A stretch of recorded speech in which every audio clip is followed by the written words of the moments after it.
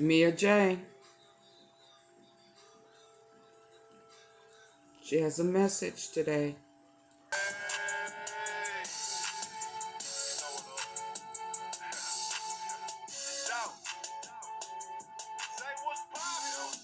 Heal the hood. Heal the hood.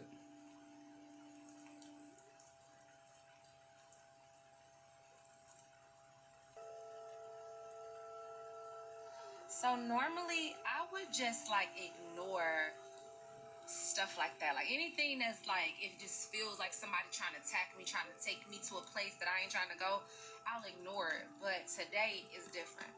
And I want to bring up this point why I'm saying black men deserve to grow old, why I'm not saying all men deserve to grow old, why it's not a matter of inclusion. And I'm going to lay it to you why it's not. Like why I say exactly what I say.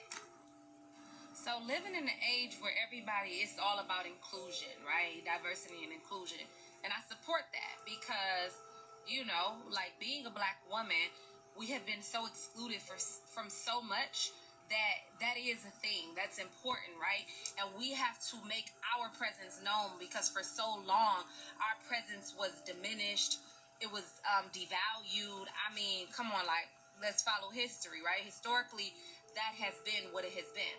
But for somebody to come to me and say you want to be included like it's all men, you know, that's not fair. The thing is that if you want to be included in the statistics, then just say that. If you want to be, I don't think you want to. Be careful what you ask for. But the statistics, let's go over them real quick. And then you tell me if you want to be included in the all men, because this is something that's different from what you're trying to go at. Like, this is a different position and a different perspective. So statistically speaking, black men are of 1 in 4 black men, right? They will die by homicide between the ages of 1 and 44. That's one statistic that's unfortunate for our men, right? 88% of homicides of black men in 2019 alone, right? It happened at the hands of another black man. Now, let me say for the people that say, well, that's why we don't say black on black crime, it's interracial crime because it happens within the community in which you live. Also, in 2019, 78% of white men were, you know, taken at the hands of another white man. So I can see why you want to say, you know, like it just happens within your community. But check this out. But the part that makes that statement not the same, where it's not a equality type of situation, is that black men are 20 times more likely to die prematurely by the hand, like at violence for violent reasons or whatnot, violent causes, than any other, like their other white counterparts, other nationalities. Like this is a thing. It happens in our community like no other, right? And then also, like, just amongst black boys is 1 in 19 and 1 in 4. It's like they're 20 times more likely to die violently within their community. That is a problem. And it's the number one cause of death amongst men that are 1 in 44. Black men. And other nationalities and races, I mean, it's cancer, it's heart disease, it's all of these other things. But violence is the number one. Homicide is the number one leading cause of death. That is a problem. I say black men deserve to grow old, and I'm speaking specifically, I keep reiterating that I'm speaking specifically to black crime that happens within the black community against one another. That's what I'm speaking to. I'm talking to like, hey, black man, I'm talking to you. I'm a black woman. I'm speaking to you on behalf of another black man.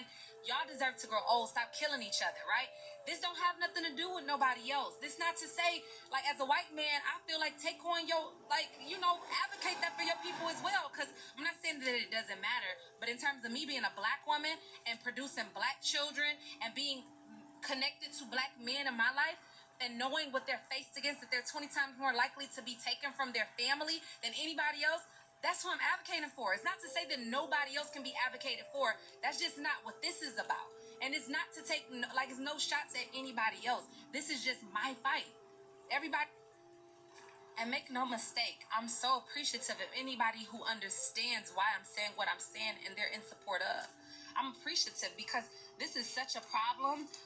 you know, it's hard to be in certain communities and feel safe as a black woman. I can, like, most times True. you feel safe around the people who look like you. But when you don't feel safe around the people who look like you, that's a problem. So anybody that don't look like me and they support it, I appreciate you for joining in, and like, I want to just join you in on the fight and to advocate this, because I do see what you're talking about. But the thing is that I'm not looking for other people to help us fix our problems. We got to start with ourselves in our own backyard. And that's what this is about. So it's no shots at you. Don't make this about you. It's not about you. It's about us. It's about the people who are experiencing this time and time again, who are tired like me. Like, so don't make it about you. It's not nothing personal. It just is what it is. Black men deserve to It's grow up. reality. My intuition is telling me there'll be better days. I sit in silence and find whenever I meditate. My Period. My tears Period. My faith don't deviate. Ideas don't have it whenever I meditate. My fears alleviate. My tears evaporate. My faith don't deviate. Ideas don't have a date. But see them growing and getting stronger with every breath. Bringing me closer to heaven's doors with every step. Hey y'all. Happy Friday. Come on in. This 4th episode of Heal the Hood. Hey y'all.